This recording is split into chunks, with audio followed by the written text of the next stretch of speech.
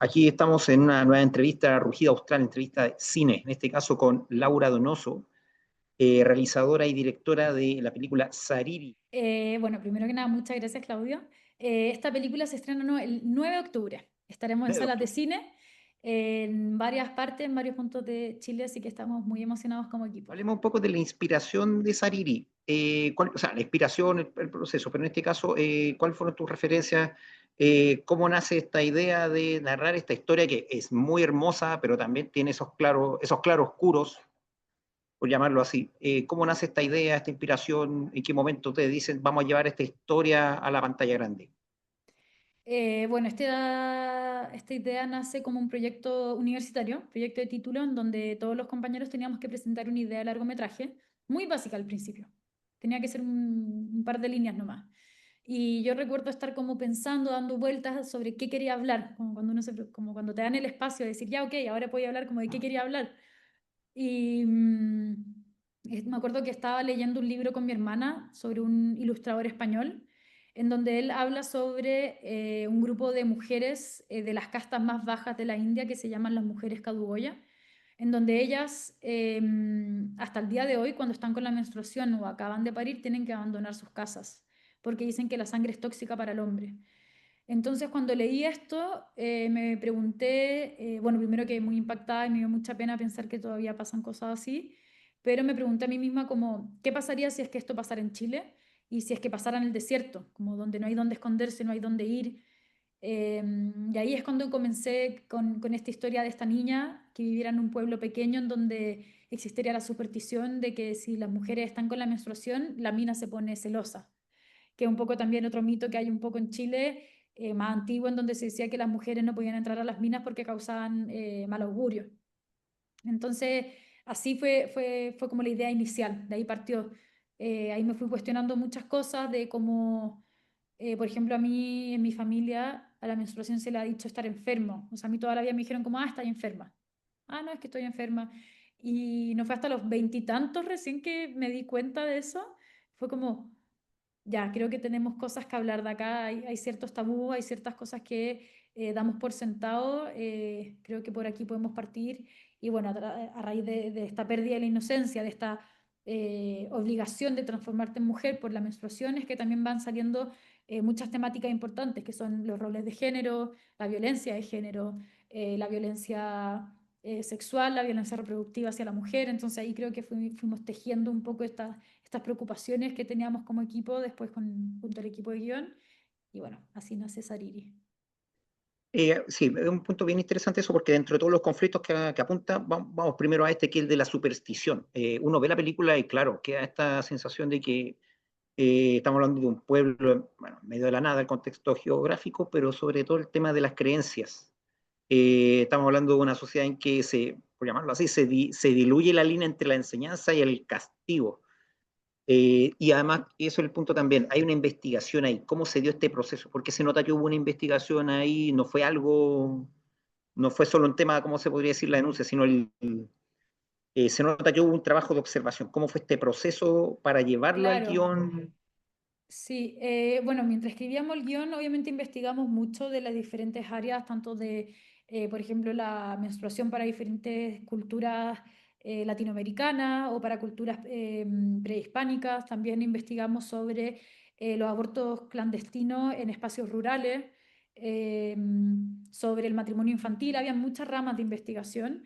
Y también estaban los cuentos populares que siempre supimos, que son el de la mujer que no puede entrar a la mina, el de la mujer pescadora que no puede ser pescadora porque el mar se enoja. Hay como diferentes cuentos que creo que no hemos contado como sociedad para dejar a la mujer en la casa, para guardar a la mujer. Entonces, al final, dije, creo que esto va muy bien con lo que queremos contar, que es con estas niñas que se cansan de estas reglas.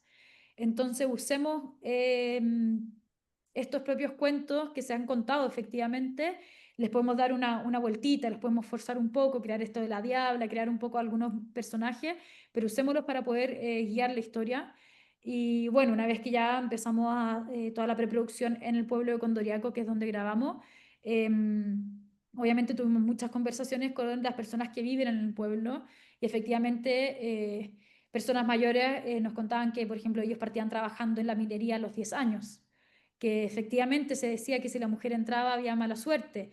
Y ahí los mismos vecinos del pueblo me decían, era porque hacíamos unos hoyos en la mitad del cerro sin ningún tipo de diagramación, sin nada, entonces para echarle la culpa a alguien si es que algo salía mal era decir, ah, debe haber entrado una mujer. Me decían, entonces yo estoy seguro que lo hacían nuestros papás, nuestros abuelos, lo decían para echarle la culpa a alguien que no fueran ellos.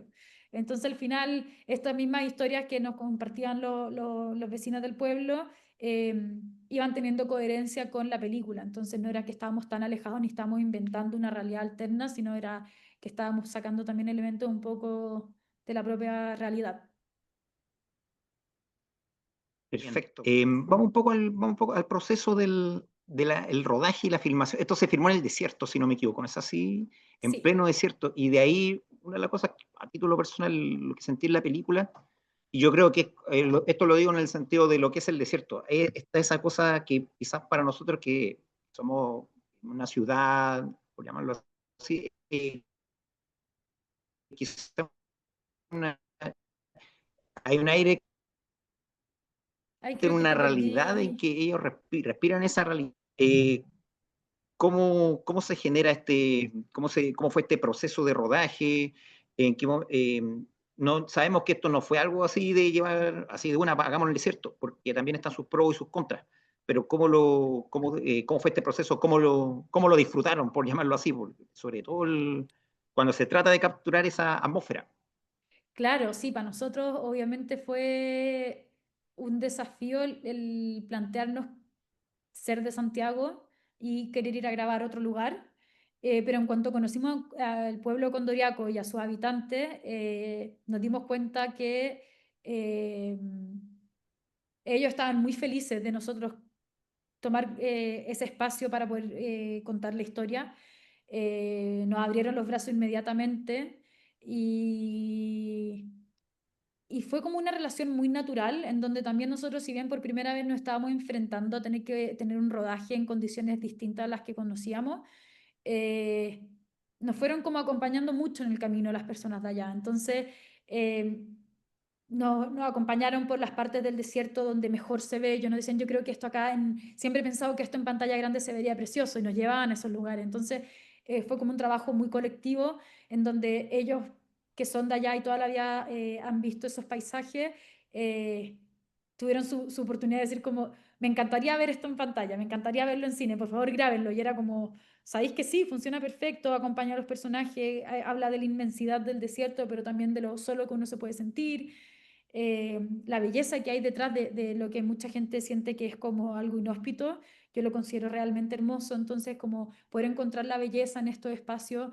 fue increíble y poder como ya vivir un mes allá para contar y para grabar fue una experiencia totalmente distinta porque en el pueblo Ponte tú no hay señal, no hay electricidad, no hay acceso a agua, tampoco a comida, entonces es como un formato de producción 100% ajeno a lo que habíamos estado viviendo antes. Entonces, creo que esa vida que llevamos nosotros allá también se cuela en la película y se ve, se siente como esa sensación de un tiempo un poco, o sea, es como un espacio perdido en el tiempo. El tiempo pasa distinto, se siente distinto, entonces creo que esa pausa, ponte tú en los personajes, es una pausa que te entrega el lugar. Siempre dicen, bueno, los santiaguinos que estamos todo el día corriendo, allá estábamos como, es como otra sensación, no sé, todo lo comentamos. Sí, es importante destacar ese elemento, o sea, ese detalle, porque, claro, es otra atmósfera y todo, pero además lo que tú dices también, el hecho de que la gente de allá, por Condoriaco, también, por llamarlo así, se produjera esta simbiosis, esta colaboración, esta ayuda. Y hay un punto también a destacar, ¿cómo se puede decir? El casting, porque las actuaciones, digámoslo, las actuaciones son no, más que espectaculares. Hay una parte que incluso se mira como formato documental. Está esa Ujú. mirada en tercera persona que uno le impresiona. No, yo me gustaría profundizar en eso, en el casting, como dieron con los personajes, sobre todo de las hermanas, de las dos niñas. Eh, Sí, fue un... fue algo que siempre entendimos que teníamos que darle muy bien al clavo con quienes iban a interpretar a Dina y a Sariri. Y por lo mismo, como teníamos poco tiempo de preproducción y de rodaje, porque es un proyecto universitario, entendimos que la niña tenía que ser una niña que conociera el desierto al 100%, y la hermana grande tenía que ser una actriz profesional, porque iba a ser muy difícil lograr una conexión entre estas dos hermanas en poco tiempo. Catalina es de Santiago, es la que interpreta a Dina y es realmente increíble trabajar con ella, es muy profesional, tiene una mirada, tiene una forma de trabajar, el guión en sí que a mí siempre me impactó muchísimo. Y también ella trabaja muy bien con niños. Entonces, una vez que llegamos a Condoriaco a trabajar con Martina, quien interpretó a Sariri, la relación de hermanas entre ellas se dio 100% natural. Martina admiró mucho a Cata, entonces trataba de imitarla, le trataba de imitar sus técnicas actorales, su forma de leer las cosas, de moverse. Entonces, eso hizo que se sintieran como hermanas realmente, crearon como esa complicidad entre ellas. Y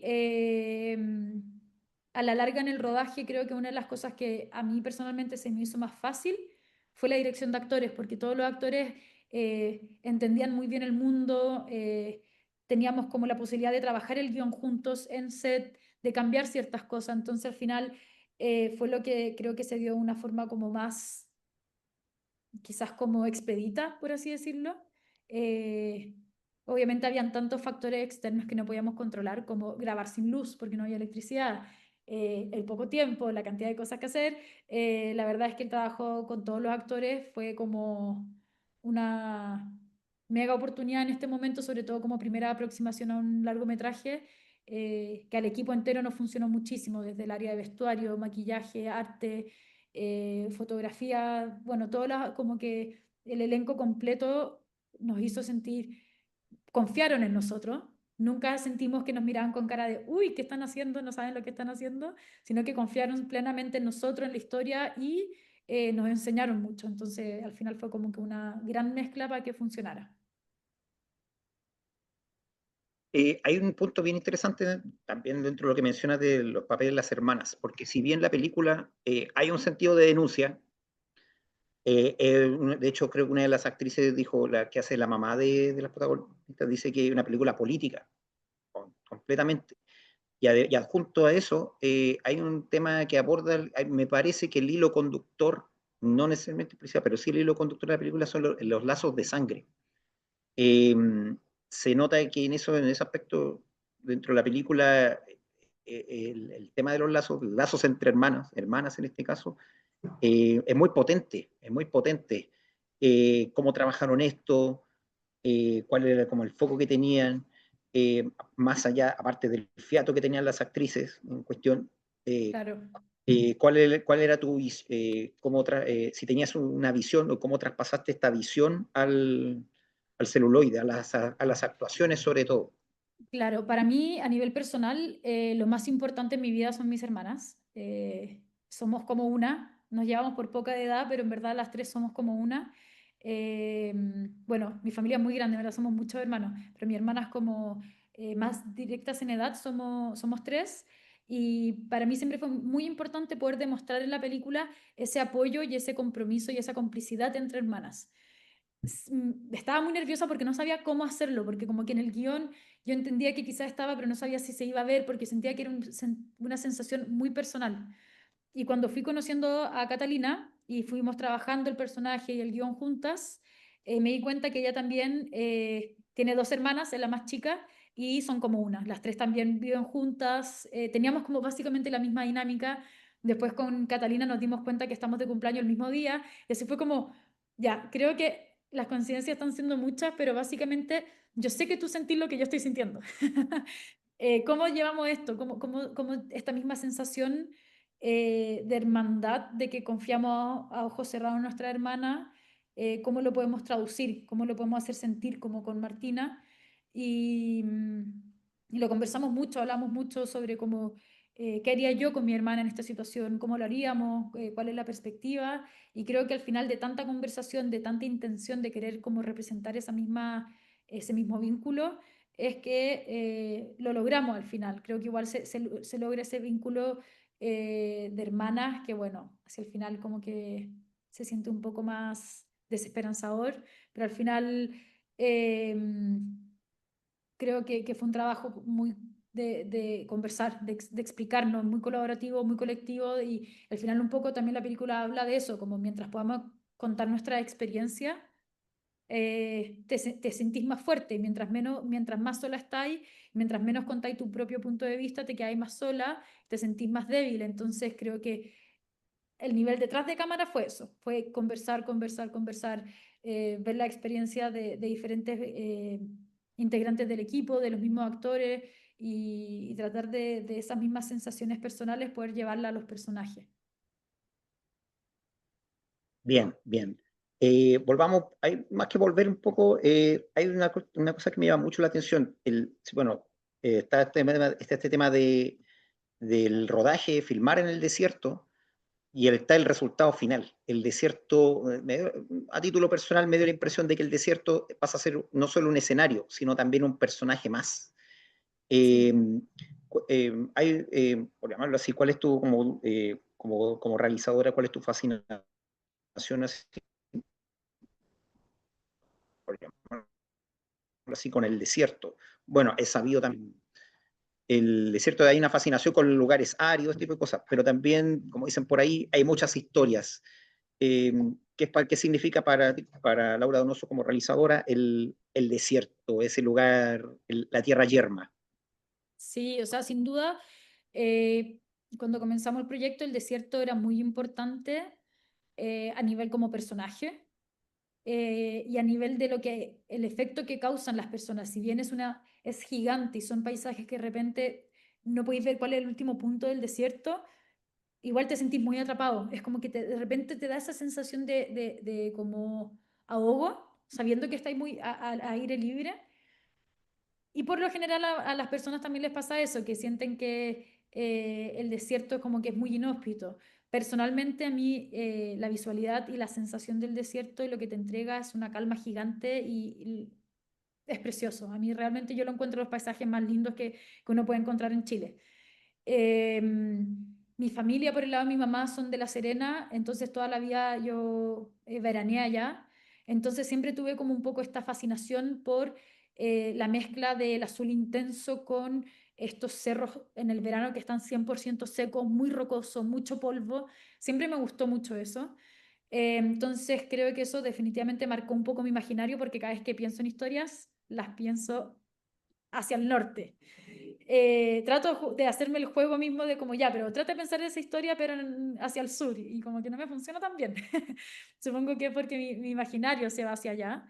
Pero también porque, también por el lado útil de la historia, el desierto te entrega eso, te entrega esa contraposición de es inmenso y estáis solo y estáis libre, podéis hacer lo que queráis, pero de repente te ahoga y te sentís muy chiquitito, o de repente estáis solo y decís, me siento 100% en paz, en calma, no hay nadie ni nada que me está viendo ni molestando. Entonces como que eh, entrega ese claroscuro que comentaba al principio. De repente hay momentos que son... que uno se llega a reír en la película o son muy tiernos, y hay momentos que son más crudos y son más rudos.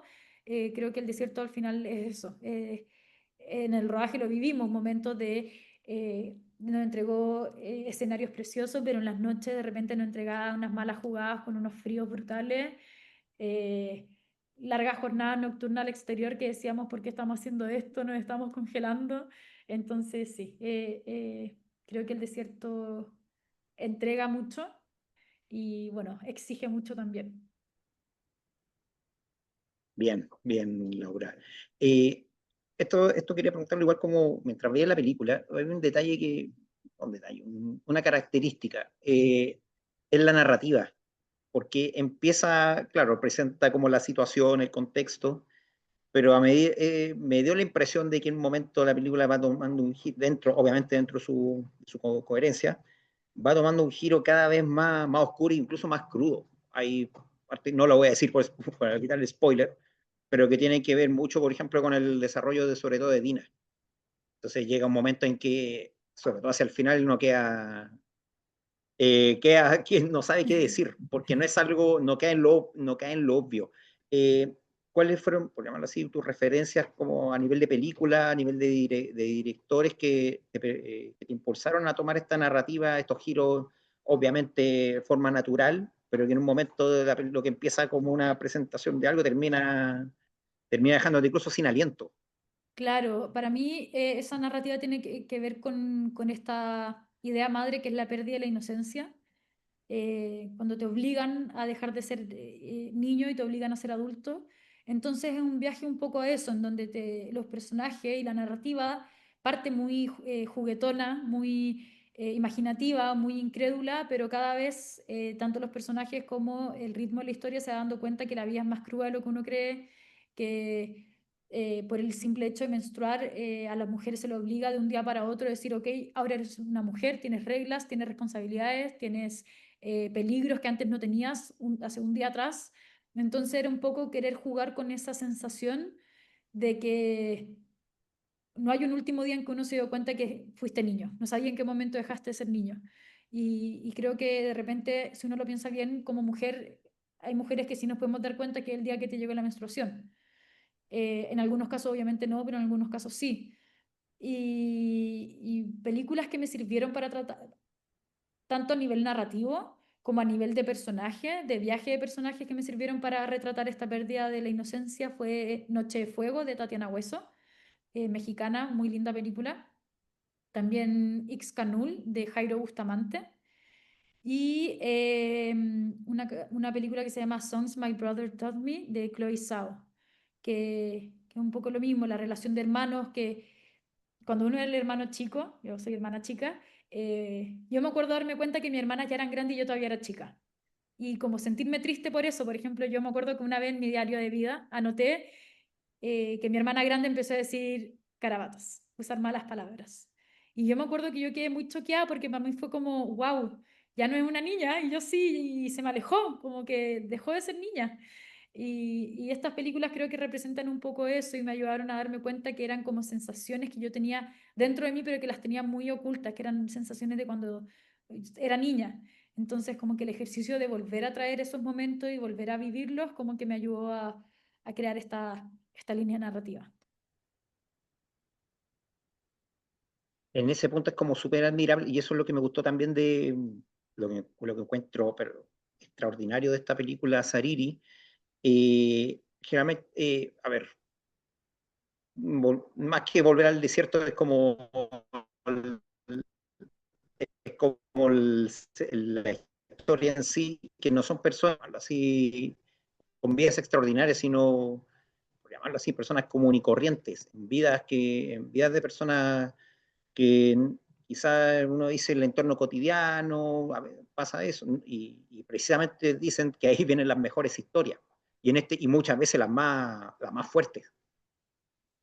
Sí, yo creo que está mucho como en no querer descubrir una nueva, en mi caso, una nueva forma, un nuevo formato, una nueva narrativa, sino en sacar a la luz experiencias propias, no solo mías, sino colectivas, sino de parte del equipo, del elenco, de los vecinos del pueblo de Condoriaco.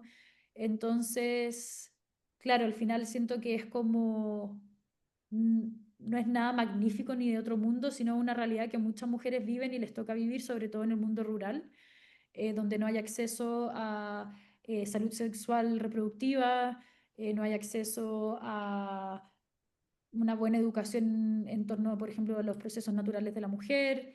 Entonces, al final creo que mm, es poder como volver sacar a la luz o ni siquiera como dar un espacio a estas historias que ocurren en el día a día.